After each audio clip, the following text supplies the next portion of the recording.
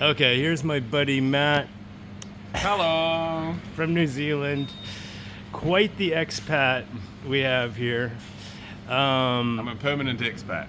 Yeah, man. Full respect from me. So we'll just give a little intro, not too long. So how did we meet? Karma. So you were at, well, Chad was at a small alleyway, so anyway. Sri Boompa or something like that. That neighborhood has COVID history, I found out later. Refugees. That's the point. We were right when weathering COVID struck. Thailand turned out to be a really good port of the storm of COVID. Yeah. And anyone who was there when borders closed just had a license to stay there for an extended period. So I was there for about 18 months. So I've spent 18 months in Thailand and about 6 years in Vietnam, Vietnam has kind of been my base for Asia because it's a very easy country to live in and it's an easy country to make friends in. And you're also a polyglot. I'm a linguistic tourist, so... He learns languages like you wouldn't believe it. He's a computer genius and almost a photographic memory.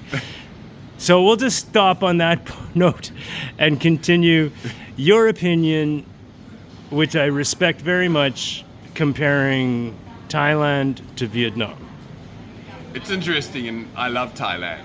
And compared to Vietnam, I would say Thailand has better food, better service industry, better infrastructure, and better scenery. So in almost every kind of tourism aspect, Thailand is better. But for me, I much prefer Vietnam because Vietnam is still an authentic country. So because it was closed off to the outside world for a very long time, it's preserved its local culture. And also, Vietnamese people are fairly straightforward. What you see is what you get. If they smile at you and they're friendly to you, it's generally because they genuinely like you. And if they don't like you, they'll show it. Whereas in other Asian countries, for example, Thailand, people are more interested in earning money from it. People are fake. Now, fakeness exists in all cultures to a degree, but out of the East and Southeast Asian cultures, Vietnamese culture is pretty straightforward. It's quite authentic. All right, Matt. So what do you think about the drivers in Vietnam compared to the drivers in Thailand? Because I remember you rode a bicycle in Bangkok, and I thought you were nuts to do that. As someone who loves to bicycle. I cycled in Vietnam as well. Okay, but I'm talking Bangkok. Have you cycled in Ho Chi Minh City? Sure. You know what the most dangerous country to cycle in is? New Zealand. Okay, Kiwi. Why is that? Because there are hardly any two-wheelers on the road. Oh. So in Southeast Asia, you've got motorbikes and not so many bicycles, but there's lots of motorbikes. So car drivers are used to looking out for small road users. Yeah, okay, that's logical. In New Zealand, they expect to go at the speed limit and not slow down for other traffic. Okay, don't forget to speak loudly. Sorry. We're in a big park, city park. Specific question? Oh, well, that's bicycles. Now, you have also, I know, in Ho Chi Minh City, I've been on your bike, or a friend's bike. Motorbike. I can't remember your experience with driving a motorbike in Thailand, but how do you compare the Vietnamese motorbike drivers and Thai motorbike drivers, or drivers in general? The difference is mostly that the infrastructure is better in Thailand, so the traffic is better in Thailand because the infrastructure is better. I don't know whether the individual drivers are any different. Okay, well, I think they're crazier in Vietnam, but that's my own opinion. Because the streets are more congested because the infrastructure is more congested. I mean. Okay. So Vietnam's got almost 40% more people in a much smaller area. Yes, good point. So the population density is bigger, and there's just more pressure on infrastructure. Right, because the government is poorer here than the government of Thailand. Yeah, so I forgot about the population difference too, and making it more concentrated. That's a very I don't good... think there's really a difference in regard for safety or traffic obedience. It's just the traffic's a bit worse here because the infrastructure, there's more people trying to cram on the same road. Thailand's also got more cars. Yes, Vietnam's I made that still very point much a earlier. motorbike city.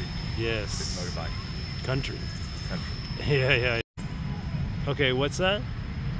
Vietnam recently raised its road fines from, say, $20, $30 to $200 to $300. Oh, whoa. So they raised the fines for breaking the speed limit, riding on the footpath, various offences by at least a factor 10. And it's had a noticeable improvement, particularly respecting the speed limit. So on the national highways, the speed limit's only 60 kilometers an hour. And almost everybody respects that because the penalties for doing so are really severe. Wow. Another interesting thing is people, and this isn't just Vietnam, people would often bribe to get their driver's license. Yes. So they hadn't done the required 6 or 12 months of practice before they got their full license. Right. Well, now, at least for professional licenses in Vietnam, not personal license, but truck drivers and so forth, Bus drivers. you have a GPS device installed in the truck to track that you've actually driven the required kilometers. So there's no way that you can hand a bribe, or it's much more difficult to hand a bribe to the examiner to pass the license. Okay. So I think it's improved traffic quality. People there's a bit of fear, they fear losing money, so they drive more respectfully. I've certainly noticed the sidewalks. Yeah. Ho Chi Minh City, in my mind, 10 years ago and previously, I just couldn't believe the hundreds of motorcycles on the sidewalk that would try to beat a red light or cheat a red light Well, somehow. there's cameras for that as well, and they'll catch you on camera, and you'll get sent The fine. a fine which is 2 or 3 weeks of salary. So it focuses the mind. Well, Vietnam is booming in a good way in so many ways. It's interesting. It's kind of a golden age.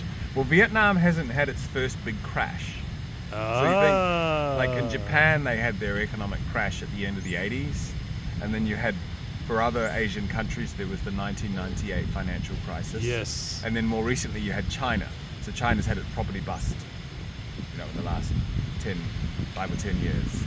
Right. So Vietnam is still innocent. They haven't had their first bust yet. They haven't. Okay, I won't use a crude term. Okay, now what are you talking about with this house name business in Vietnam? It's different So in from Vietnam, Thailand. you have your legal name, and people also often take a house name. Okay. It's a cute name for a baby. Like, I knew one kid who was called Teddy, Yeah. or Coffee. Because you're an English teacher, different schools. Well, you don't really use the house name at school, though. Okay. You're just aware it's of this in the culture. It's used by the parents and siblings. Okay, and how could you compare that to Thailand, where everybody seems to have a nickname? Yeah, in Thailand, people don't really use their real name at all. So the nickname is your actual effective de facto name. Yeah. And that's... Sometimes funny, like cake. Yeah. So Or Vietnam's table. not like that. In Vietnam, they use... people mostly use their legal name.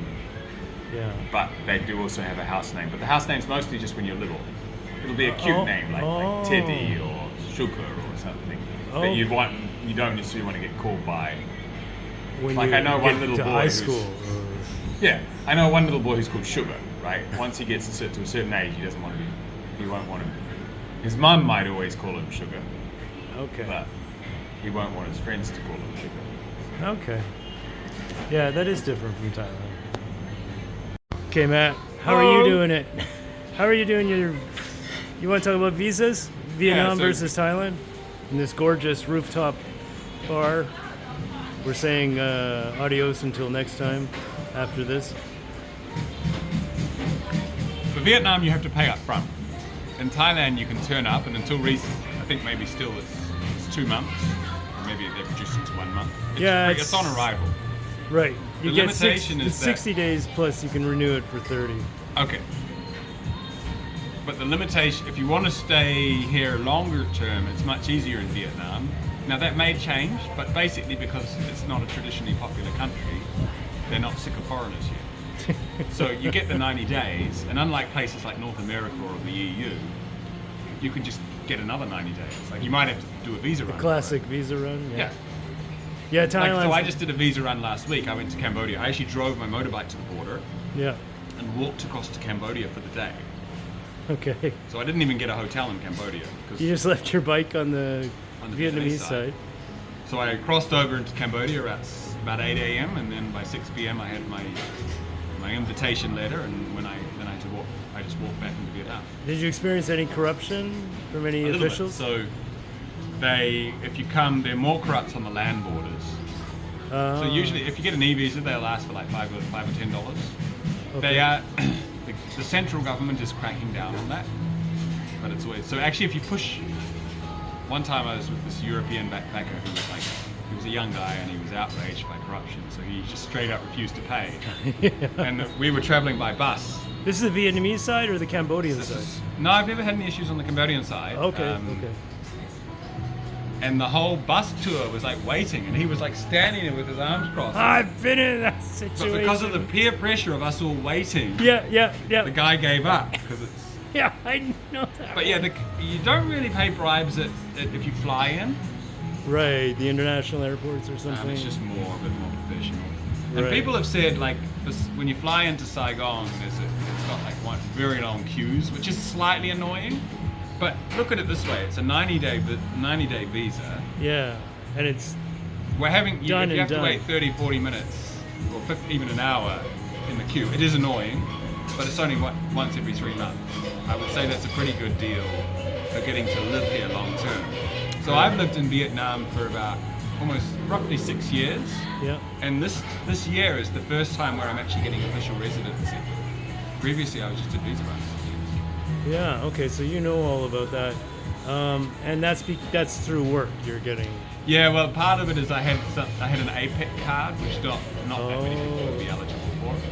So for the APEC card, I didn't even have to apply for a visa. I went on the diplomatic queue and got visa and got 90 days on arrival. You used to do that in Thailand also, though, didn't you? Yeah, but you've got to have a business, and depending on your nationality, the business requirements are more strict. So, like for Australian citizens, you've got to be doing business for a top 200 exporter. Wow. I'm a Kiwi, so Kiwis, you pretty much traditionally only have to show. You don't even have to show business incorporation. You just have to show them a business card. And they give you the APEC. Classic.